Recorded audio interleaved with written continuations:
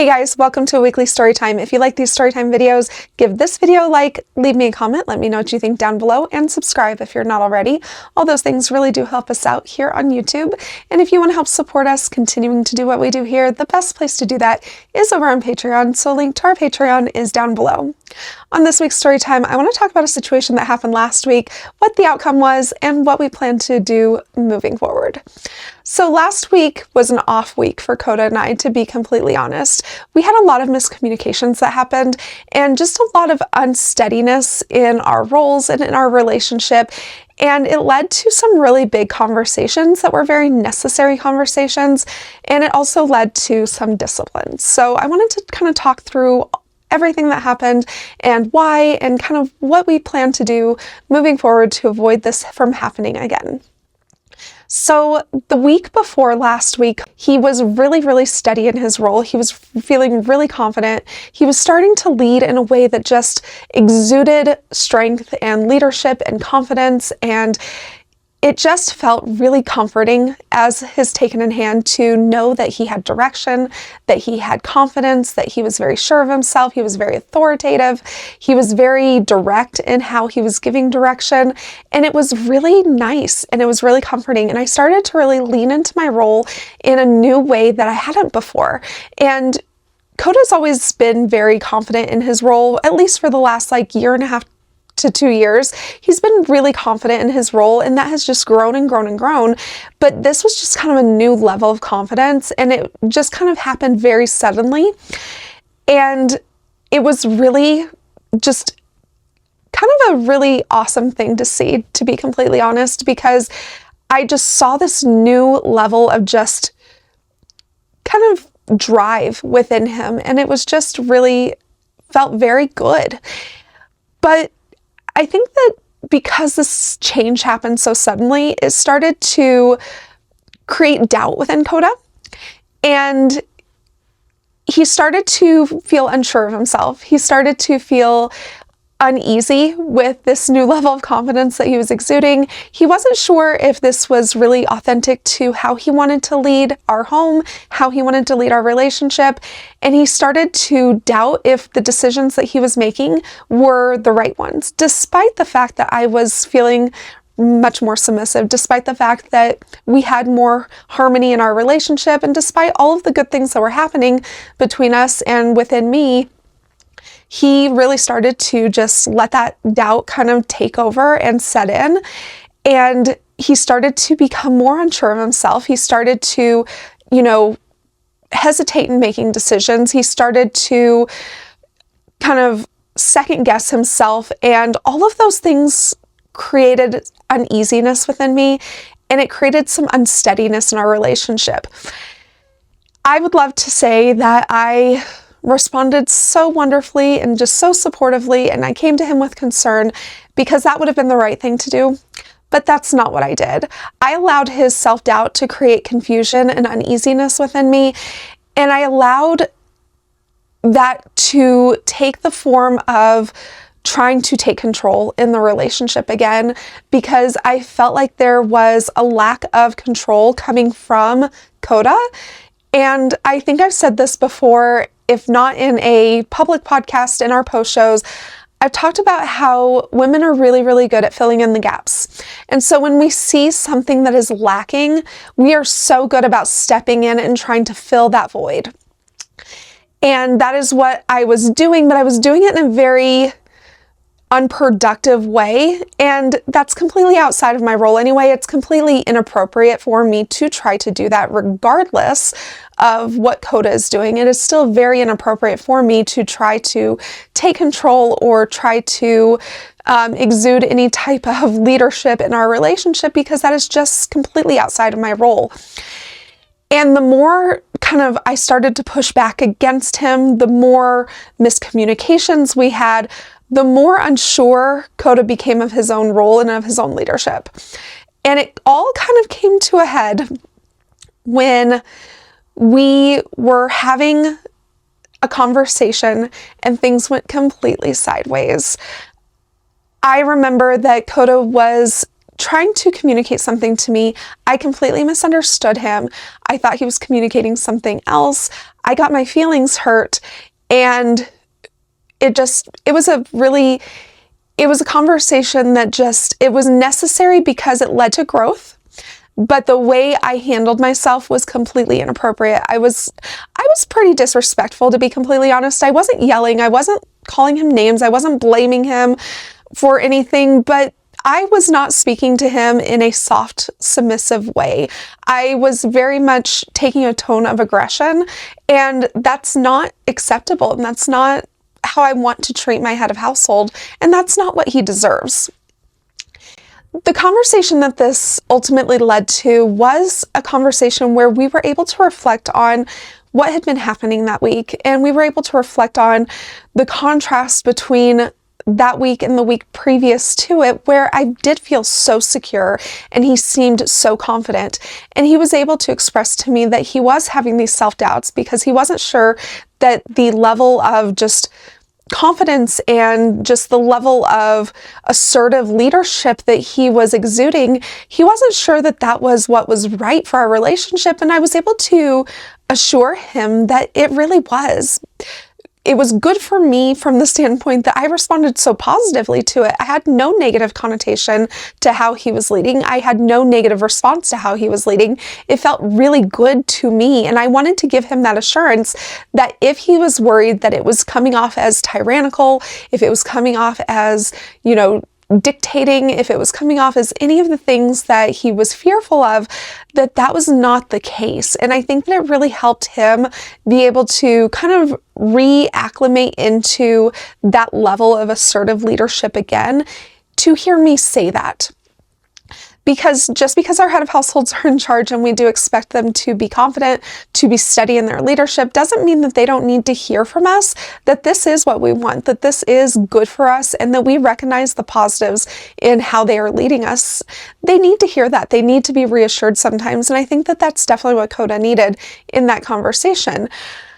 However, he was pretty upset with me for how I had spoken to him and kind of how the last few days had gone. And we needed to have some sort of disciplinary action because I was completely out of line. And in order to get back into our roles, in order for me to be back into the headspace of a taken in hand, to kind of be put back in my place in the relationship, to be completely honest, and for him to take that authority and to feel the tangible leadership of his role, we needed to go through a disciplinary action because I earned it, to be completely honest, and because it was necessary for the process of us getting back to where we needed to be in our relationship. Coda could have very easily justified punishing me. However, because he was in this really bad headspace and because he was so upset and offended, he did not trust his judgment in that moment to be fair or to be measured. And so he decided to do a correction because we had already had a preemptive planned correction scheduled for that day. So he decided to lean into the system that we had already established rather than try to make a decision when he knew that he was not in a headspace to necessarily be objective. And after the spanking, we did talk about it, and I asked him, you could have easily justified punishing me. Why didn't you? And that was the reasoning he gave me, because he said that he just was not in a headspace to feel like he could make a good decision in that moment. And that is very fair, and that's a good reason to take pause and to choose to lean into what you have already established rather than try to assess.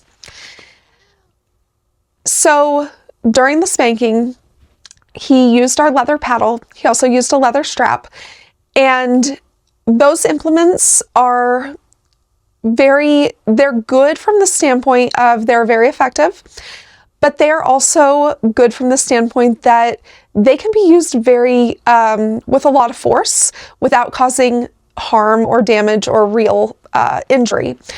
And so he took that opportunity through the spanking to not only reassert his authority, not only get back in touch with his authority, but to put me back in my place and to work through the frustration that he was feeling over the last week, and also give me a tangible concept of the level of frustration and offense that I had caused through my actions. This was all in control. He was very in control of himself. If I had needed anything, if I had needed him to pause or stop, he absolutely could have and would have. And so he was very much in control, but he was working through his own emotional process through the spanking just as much as I was. And it is good for a head of household to do that, to use the spanking to go through their own process of reestablishing their authority, of working through their frustration, of going through the process of giving the taken in hand what they deserve rightly.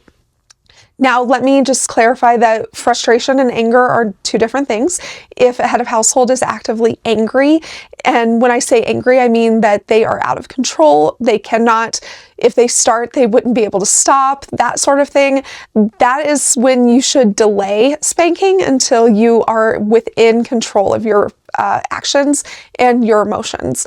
So frustration, it's okay to spank when you're frustrated. It really is.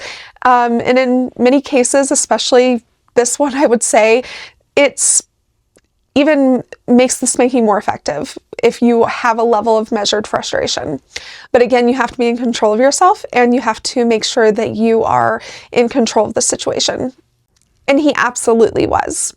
Now, the force that he used for this spanking was a lot. However, I did not feel unsafe, and I did not feel like he was crossing a line at any point. Was it a lot to take? It was, but my behavior was a lot. And because it was a correction, it was a shorter spanking.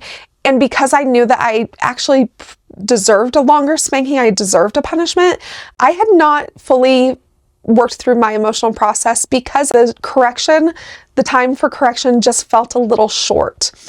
I, at that point, wasn't sure how I was going to process, if I was going to be able to come to a place of accepting the discipline for what it was and being able to move on.